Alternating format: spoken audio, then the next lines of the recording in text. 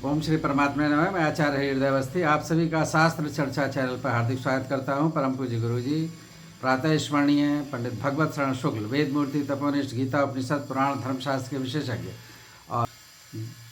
और संस्कृत धर्म विज्ञान संकाय के व्याकरण विभाग के पूर्व विभाग अध्यक्ष हम लोगों को सरल भाषा में शास्त्रीय तरीके से चरक संहिता सिखा रहे हैं। और चरक संहिता के शारीर स्थान का चौथा अध्याय चल रहा है और 30वें श्लोक से आज गुरुजी सरल शब्दों में हम लोगों को अर्थ सिखाएंगे। तो चलते गुरुजी की ओर। यल्लीलायित विश्वमे तदखिलं यस्मिन् पुनर्लीयते यस्मात् स्थावरजङ्गमात्मकमिदं लोकं दरीदृश्यते भासा यस्य विभान्ति सर्वजगतः ज्योतिंषि सर्वात्मना तं देवं जगदेककारणमयं वंदे त्रिलोकीश्वरम। शास्त्र चर्चा इस चैनल से संबद्ध सभी विद्वद्गण, सभी जिज्ञासु छात्र वृंद, सहृदय सज्जन वृंद एवं इस चैनल के व्यवस्थापक आचार्य हरिहृदय अवस्थी जी, आप सभी का चरक संहिता के शारीर स्थान के चतुर्थ महती गर्भावक्रांति शरीर अध्याय में के विचार परंपरा में आपका सबका स्वागत है। आज हम लोग इस अध्याय के 30वें अंश पर विचार कर रहे हैं, जिसमें गर्भ से संबंधित विशेष विचार किया गया है कि यदि संपूर्ण चिकित्सकीय उस गर्भवती स्त्री का पूरा ध्यान रखा जा रहा है, फिर भी अगर वो गर्भ नष्ट ना होकर के विकृति को प्राप्त कर रहा है तो उसका मुख्य कारण क्या है, कैसे होता है।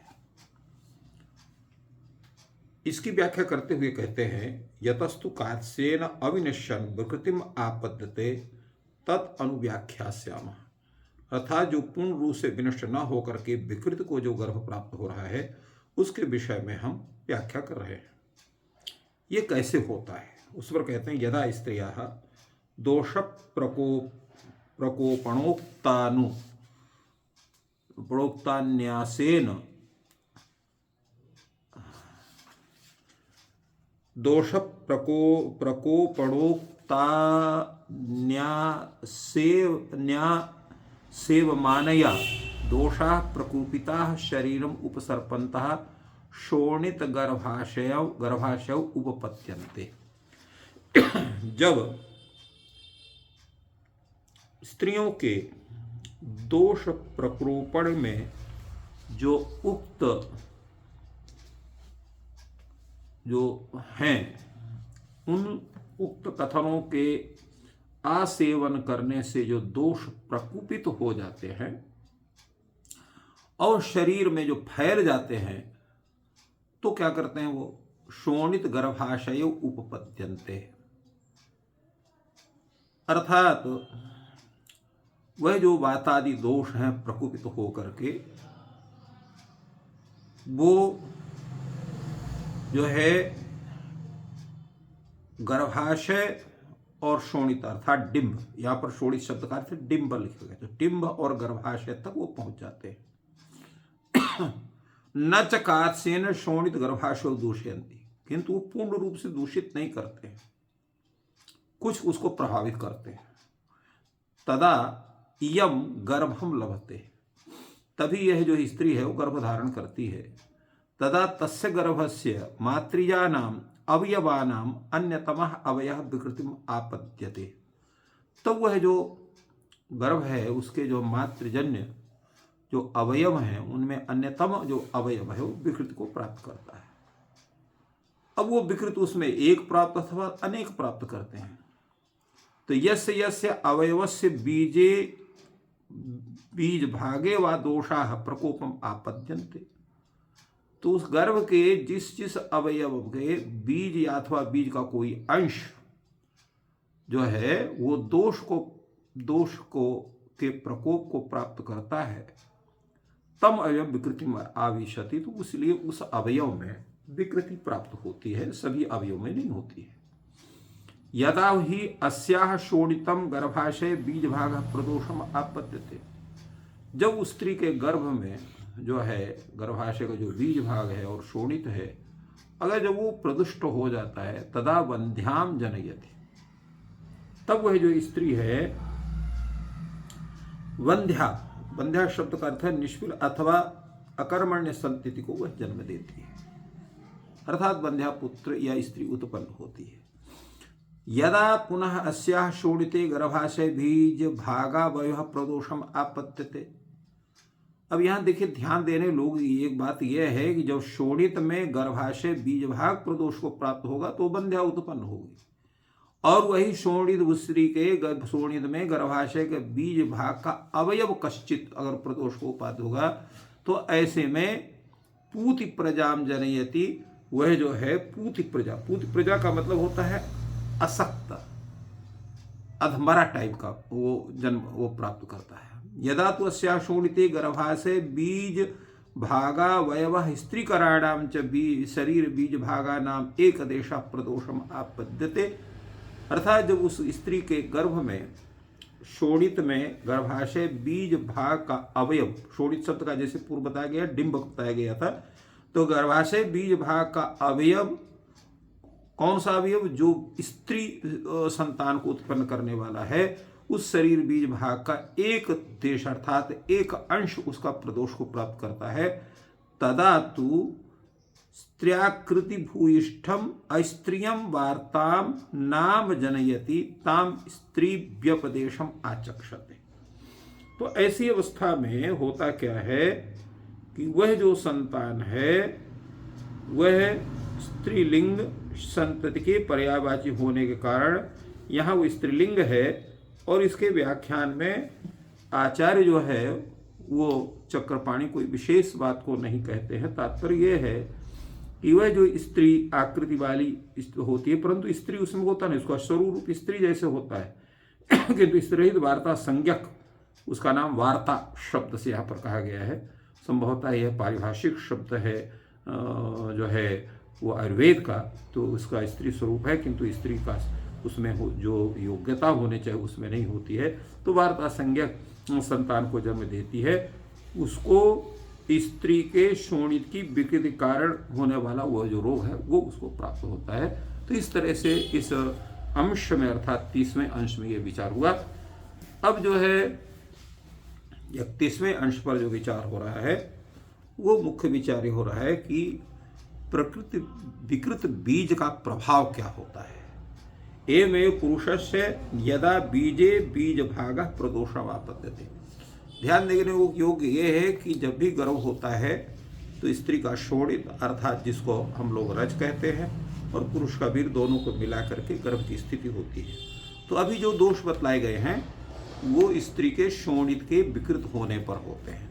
मान लीजिए पुरुष का वीर भी अगर विकृत हो जा रहा है तो उसमें गर्भ में क्या विकृति हो सकती उसके विषय में यहाँ पर विचार हो रहा है। एवं ही पुरुषस्य यदा बीजे बीज भाग प्रदोषम आपद्यते, और बीज में बीज भागर प्रदोष को प्राप्त होता है तदा बंध्यम जनयति। बंध्यम का तात्पर्य यहाँ पर क्या कहलाएगा, तो ऐसे अवस्था में हम ये कह सकते हैं कि यहाँ पर बंध्य होता है, बंध्य पुत्र को जन्म नहीं, वो नपुंसक पुत्र का जन्म होता है, या ऐसा पुत्र होता है नपुंसक तो नहीं होता है किंतु उसके वीर्य में वो जो है वो जो बनने चाहिए जो अंश जिनको हम लोग जो है कीट कहते हैं, जो संतान कारक कीट होते हैं वो उसमें नहीं रहते हैं। तो तस्य बंध्यम जनयति यदा पुनः अस्य बीजे बीजा भागा वयवः प्रदोषम आपद्यते। अगर उसका बीज में बीज भाग का अवयव प्रदोष को प्राप्त होता है तो वो अधमरी जो है संतान उत्पन्न होती है, प्रतिपूति प्रजम जनयति। यदा त्वस्य बीजे बीजा भगवः पुरुष कराणाम च शरीर बीज भागानाम एक देशा प्रदोषम आपद्यते। अगर वहाँ पर बीजा भागावय जो पुरुष संतान को जन्म जिसको होता है उस शरीर बीज का भाग का कोई एक अंश प्रदोष को प्राप्त होता है तदा पुरुषाकृति भूयिष्ठम अपुरुषम तृणपुत्रिकम जनयति। तो ऐसी अवस्था में जो वह स्त्री है जिसका आकृति तो पुरुष है, पुरुष जैसे ही पूरा तरह तरह का प्रतीत होता है, किंतु क्या है वो अपुरुष है, पुरुष होते हुए पुरुष नहीं होता है, केवल पुरुषाकृति उसकी रहती है, जिसकी संज्ञा तृणपुत्रिक संज्ञक वह उत्पन्न होता है। केवल पुरुष कहने के लायक पुरुष होता है, पुरुष से संबंधित जो उसके गुण होना चाहिए वो उसमें नहीं होते हैं। तो एतेन मातृजानाम पितृजानाम चावयवानाम विकृति व्याख्यान सात्म्यजानाम रसजानाम सत्वजानाम चावयवानाम विकृति व्याख्याता भवति। तो आचार्य चरक कहते हैं कि ये जो विवेचन हमारा इस महती गर्भावक्रांत शरीर अध्याय में हुआ है, इससे जो मातृजन्य जो दोष हैं, पितृजन्य दो दोष हैं, या मातृ पितृ अवयवजन्य जो दोष हैं, उनके कारण जो विकृति होती है, उससे जो है उन विकृतियों से होने वाले जो दोष हैं उनकी जो है पूरी बात कही गई, जिसमें कि सात्विक विकृतियां हैं। जो गर्भिणी असात्म आहार विहारों सेवन करती उसे गर्भिणी का गर्भ रुग्ण होता है तो वो सात्विक दोष हो गए। रसज दोष हैं जिसमें असात्म आहार जन्य जो रस की विकृति से जो रोग होते हैं वो गर्भिणी तथा गर्भ की शारीरिक अभिवृद्धि में रुकावट करते हैं, वो दोष हैं। सत्वज जो दोष हैं, सत्वज वृत्ति है, सत्व का मतलब हो गया मन में विकार आ जाने, सभी प्रकार की मानसिक विकृतियां हैं। स्वभाव, पवित्रता, व्रत, उपवास, यम नियम, आचार, कर्मठता जिनमें विकृति हो जाती है तो वो दोष हैं। और इसी तरह से अवयव वाले जो दोष हैं उन सब दोषों की विकृति का व्याख्यान यहाँ पर किया गया है। इसके आगे इसी में कहते हैं निर्विकारः परस्त्वात्मा सर्वभूतानां निर्विशेषा सत्व शरीर निर्विशेषात् विशेषोपलब्धि। अर्थात आत्मा के दो प्रकार के यहाँ पर बतलाया गया। एक जीवात्मा जो सबके शरीर होने कारण इसको प्रथम रूप से गिनते हैं, दूसरा परमात्मा है। तो परमात्मा जो उत्कृष्ट है, सर्वश्रेष्ठ है और दुर्लभ होने के कारण उसको पश्चात उसका कथन होता है वो क्या है? सर्वभूतानां निर्विशेषा। वो जो है क्या है कि जितने भी भूत हैं, पृथ्वी जल तेज वायु आकाश, सभी भूतों से वह निर्विकार है। और उसी तरह से अगर हम भूत शब्द से यहाँ पर तीनों गुणों को ले लेते हैं, सत्व राजस तामस, तो इन सब विकारों से भी रहित है। सत्व तो सत्व स्वरूप होते ही है, इसलिए विकार के रूप में राजस तामस का ही ग्रहण होगा। सत्व शरीर योस्तु विशेषात विशेषोपलब्धि, किंतु सभी प्राणियों में यह निर्विशेष समभाव से रहता है। मन और शरीर की विशेषता से यह भिन्न है, इसलिए भिन्न होने के कारण विशेष रूप से ही इसकी उपलब्धि होती है। तो और इसके साथ साथ इसमें यह भी बताया जाता है कि जो शरीर के दोष हैं वो तीन दोष हैं जो वात, पित्त और कफ आदि से होते हैं। वात, पित्त, श्लेषणा, वही शरीर को ते शरीरम दूषयन्ति, शरीर को दूषित करते हैं। दो पुनः सत्व बोधो रजस्तमश्च, और सत्व के भी ये दोनों दोष रज और तम, ये क्या करते हैं? सत्व को दूषित करते हैं। ताभ्याम च सत्व शरीरभ्याम दृष्टाभ्याम प्रकृति हो जाते। तो इन जो है सत्व के जो दोष हो गए, जो शरीर के दोष हो गए, शरीर के दोष जैसे बतलाया गया जो है वात, पित्त, कफ, और सत्व जो है सत्व के दोष हो गए रज और तम, इन्हीं के द्वारा विकृति प्राप्त होती है। अगर ये अप्रदुष्ट हैं तो विकृति नहीं होती है। तत्र शरीरम योनि विशेषात् चतुर्विधम उक्तम अग्रे। अब ये योनि भेद से जो शरीर है वो चार प्रकार का बतलाया गया है, जिसके पहले इस पर चर्चा हो चुकी है। और इनमें तीन जो है वो त्रिविधम खलु सत्वम, सत्व जो है तीन है, शुद्ध है, राजस और तामस है। तत्र शुद्धम अदोषम आख्यातम कल्याणांशत्वात्, तो जो शुद्ध है वो अदोष कहा गया है क्योंकि कल्याण का अंश है। राजस जो है सदोष है, राजसम सदोषम आख्यातम रोषांशत्वात्, रोष का अंश होने से सदोष कहा गया है। और तामसम अपि सदोषम आख्यातम मोहांशत्वात्, और तामस भी सदोष कहा गया है क्योंकि ये मोह का अंश है।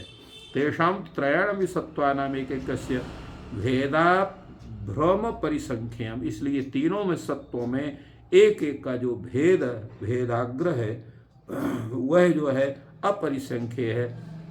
तर तम योगात् शरीर योनि विशेषेभ्यश्चान्योन्यानुविधानाच्च, और इनका जो है शरीर विशेष में जो है शरीर योनि विशेष में मन और शरीर के परस्पर संबंधित होने के कारण शरीर भी मन के अनुरूप होता है और मन शरीर के अनुरूप होता है।